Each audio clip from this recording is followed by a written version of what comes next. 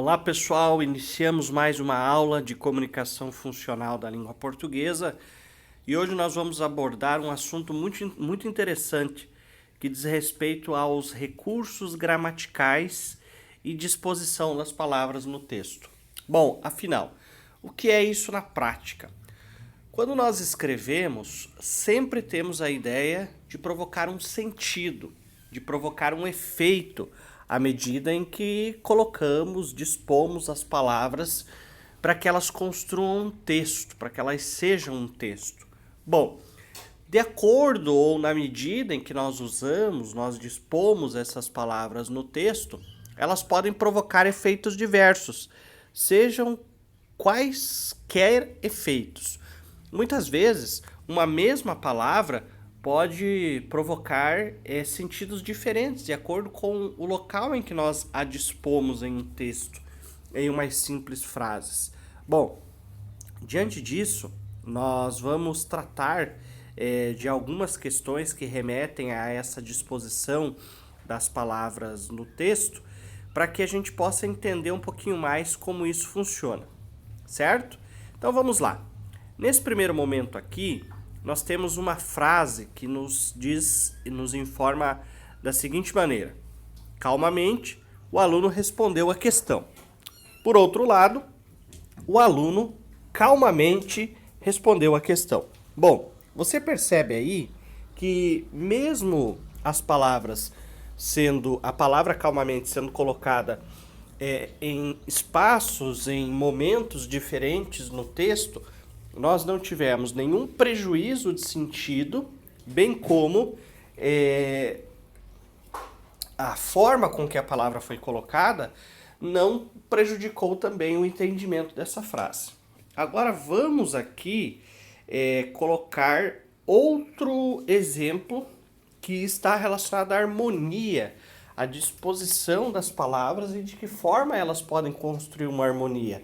Afinal, como a gente já estudou, já verificou também coesão e coerência, é de suma importância que as palavras elas estejam bem dispostas em um texto, para que elas provoquem coesão, provoquem coerência.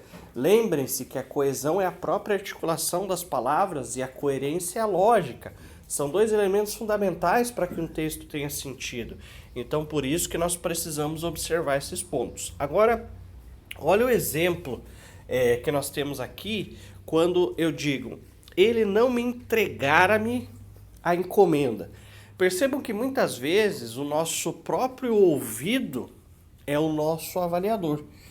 As palavras, uma vez não agradáveis ao ouvido quando pronunciadas, elas já soam erradas, né? Elas já têm uma sonoridade estranha. É a mesma coisa quando a gente ouve a expressão coloque menos água no copo.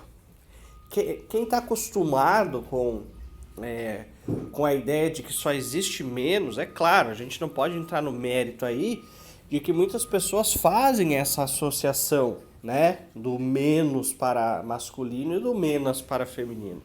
E não sabem que a palavra menos não existe. Mas para gente que conhece talvez um pouquinho da língua portuguesa, a expressão menos, ela soa estranha aos nossos ouvidos. Da mesma forma, nessa frase aqui nós temos: ele não entregar a minha encomenda. Nesse caso, nós temos também uma sonoridade ruim, certo? Então, esse recurso utilizado aí, a ênclise, que é o pronome depois do verbo, não se aplica para esse caso. E aí a gente coloca aí uma harmonia sonora, né, colocada inclusive aí no nosso material. Essa harmonia sonora, ela se expressa quando a gente muda a colocação do pronome, que nesse caso é até uma exigência, já que quando nós temos uma palavra negativa, essa palavra puxa o pronome oblíquo para o seu lado. Então olha só como é que fica: ele não me entregará a encomenda. Perceba então que nesse caso a gente tem uma modificação na colocação no pronome e, consequentemente, o próprio uso do pronome fica mais agradável ao ouvido, certo?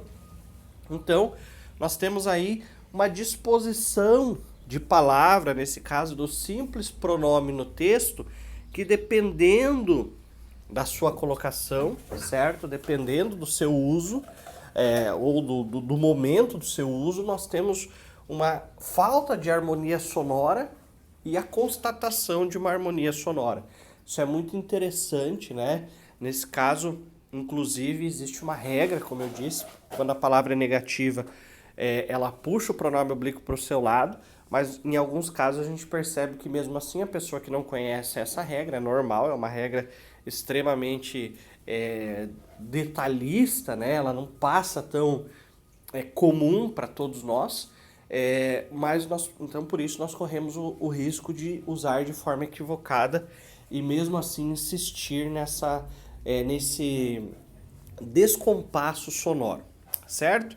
Agora vamos para outra situação aqui em relação à expressividade, certo? Nós falamos da harmonia, que é colocar ali o termo em uma palavra, em uma situação correta, né? Colocar uma palavra em um momento ali da frase, do texto, para que ela provoque uma harmonia, né?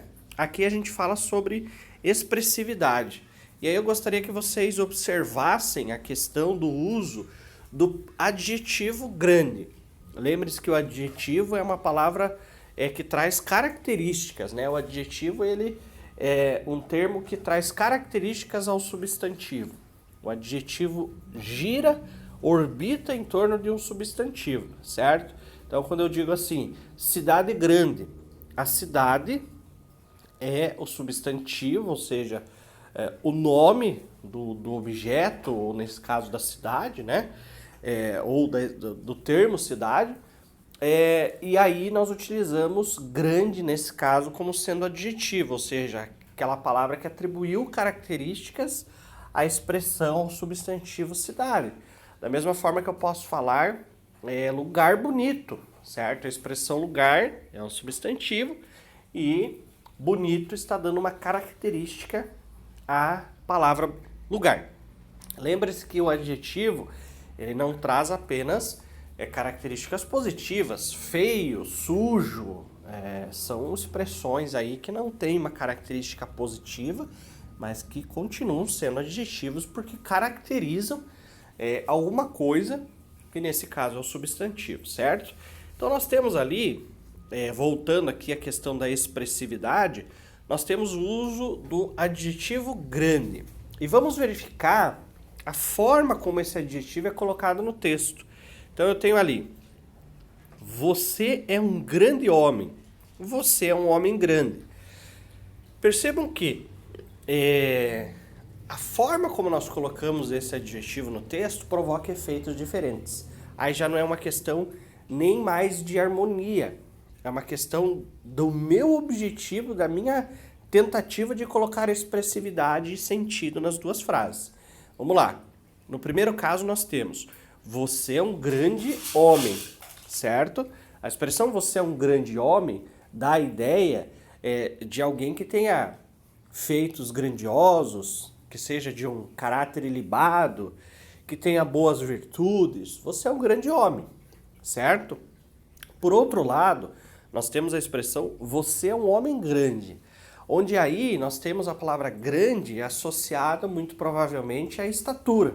Então perceba que a colocação, né, do adjetivo grande antes da palavra homem, ou seja, antes da palavra que ele caracteriza, ou depois da palavra homem, nós temos significados diferentes. E aí cabe, né, a quem escreve o efeito de sentido que ele quer provocar. Isso é muito importante, certo? Bom, para a gente fechar, nós temos aí uma colocação relacionada à clareza do texto. Perceba assim, toda vez que nós escrevemos, e eu reforço principalmente quando nós estamos aí voltados à área de enfermagem, a necessidade da produção dos textos na área de enfermagem, os relatórios, as anotações, é de suma importância que a gente identifique o seguinte, todo texto produzido, não importa a área, ele precisa ser claro. Talvez os únicos textos que tenham objetivo, que venham para confundir, ou seja, para provocar diversos tipos de interpretações, é o texto literário. É aquele texto mais ficcional, certo? Que ele tem uma linguagem dúbia mesmo, que ele tem o objetivo de chamar a atenção com essa dubiedade. O texto voltado à informação, né, o texto narrativo não ficcional, ele não pode ter características dúbias, ou seja, ele não pode ter duplo sentido. O leitor desse texto, ele vai precisar, obviamente, ativar aí o seu repertório linguístico, o seu repertório histórico de conhecimento de mundo, mas esse texto tem que ter um sentido para todo mundo. Ele não pode ser dúbio, ele não pode deixar brechas para a dubiedade. E o que eu quero dizer com isso? Certo? Vamos lá. Vamos observar aqui no nosso material sobre colocação e clareza essa frase, certo? Então nós temos aí: o carro atropelou uma pessoa correndo pela calçada.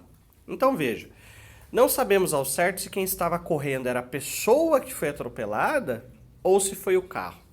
Quando a gente tem uma frase assim, a gente tem um baita problema, certo? Porque ela tem duplo sentido. Ou seja, quem estava correndo pela calçada? A pessoa que foi atropelada ou o carro que atropelou a pessoa? Ah, sejamos óbvios. É claro que era a pessoa que estava na calçada e o carro que atropelou. Essa pessoa estava correndo na calçada e o carro atropelou essa pessoa na calçada. Isso é óbvio, é claro, a gente pode fazer uma inferência. Mas você há de concordar comigo que no texto existe uma provocação de sentido duplo. Isso não pode acontecer, certo? Então, como é que a gente pode, organizar o texto para que ele não cometa esse tipo de coisa? Correndo pela avenida, o carro atropelou uma pessoa, certo?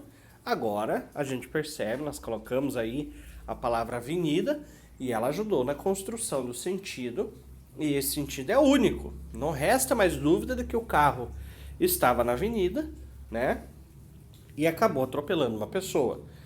Ah, mas eu não posso fazer aqui colocando novamente ou reforçando que a pessoa estava na calçada? Posso, certo? O carro estava correndo pela avenida e atropelou uma pessoa que passava pela calçada. Existem outros diversos caminhos. A gente pode consertar, ajeitar para que a clareza seja a principal virtude do texto. É uma das principais virtudes do texto, certo? E vamos mais uma vez aqui colocar a questão do significado, da colocação e do significado, como nós vimos aqui na colocação e expressividade, que é basicamente a mesma coisa. Então vejam, uma mesma palavra, a depender do contexto em que se encontra, expressa ou pode revelar sentidos também distintos, como que ocorre nos dois enunciados que seguem. Ela não lhe enviou, ou melhor, ela não lhe revelou segredo algum. Ela lhe revelou algum segredo? Então perceba aí que nós temos a palavra algum, certo? Uma afirmação, dizendo assim, ela não lhe revelou segredo algum, ou seja, ela não contou nada, certo? Ela não abriu o jogo, ela não contou segredo de ninguém, certo? E aí no segundo nós temos uma interrogação, uma pergunta. Ela lhe revelou algum segredo, certo? Ou seja, ela lhe revelou alguns dos segredos, algum pelo menos, desse segredo foi revelado. Então é nesse sentido aí que nós trazemos também a mesma questão aqui da expressividade, o uso dessa palavra, certo? Então, nesse caso, a própria colocação do termo algum vai dar alguma indicação a respeito aí qual o meu objetivo com o uso da palavra. E a gente tem que tomar muito cuidado, certo? Para que esse uso possa provocar um efeito de sentido desejado quando eu escrevo um texto, certo? Bom, esta foi mais uma aula de comunicação funcional de língua portuguesa. Espero ter ajudado, espero que vocês tenham compreendido os nossos materiais e a nossa abordagem sobre o assunto. Até a próxima!